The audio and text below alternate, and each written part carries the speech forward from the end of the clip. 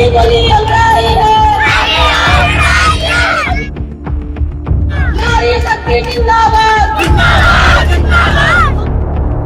मंत्री तुमको आना होगा। 158 दिनों से धरना, 23 दिनों से आमरण अनशन, लेकिन फिर भी अगर युवा अपनी जान जोखिम में डालकर पानी की टंकी पर चढ़ने को मजबूर हो जाए तो आखिर जिम्मेदार कौन है? देहरादून से आज सुबह जो तस्वीरें सामने आई वो सिर्फ एक आंदोलन की तस्वीर नहीं थी, बल्कि उत्तराखंड के भविष्य की दर्दनाक हकीकत भी थी। एक तरफ जहां अपने हक की लड़ाई लड़ रहे नर्सिंग अभ्यर्थी थे, तो दूसरी तरफ उनके साथ धरने पर बैठे उनके छोटे छोटे मासूम बच्चे। कोई 3 साल का था, कोई 4 साल का, तो कोई 5 साल का, जिनके हाथों में खिलौने होने चाहिए थे। आज वो अपने माता पिता के संघर्ष के बीच सड़क पर बैठे दिखाई दिए।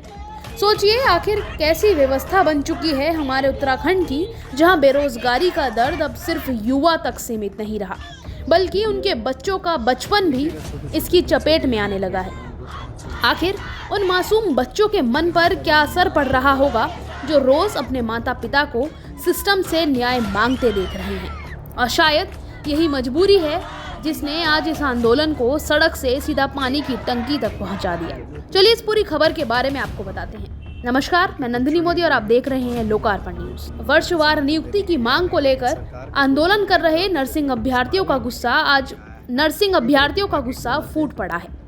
158 दिनों से धरना, 23 दिनों से आमरण अनशन को लेकर सरकार की तरफ से कोई ठोस समाधान नहीं, और जब सत्ता के कानों तक आवाज नहीं पहुंची तो सोमवार सुबह करीब 5 बजे 4 नर्सिंग अभ्यर्थी सर्वे चौक स्थित पानी की टंकी पर चढ़ गए।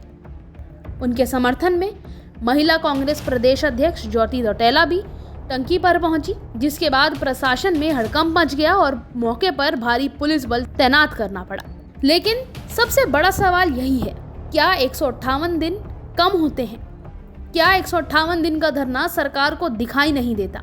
क्या 23 दिनों से चल रहा आमरण अनशन भी सत्ता को नहीं जाग पाया? इस बीच भारी बारिश हुई।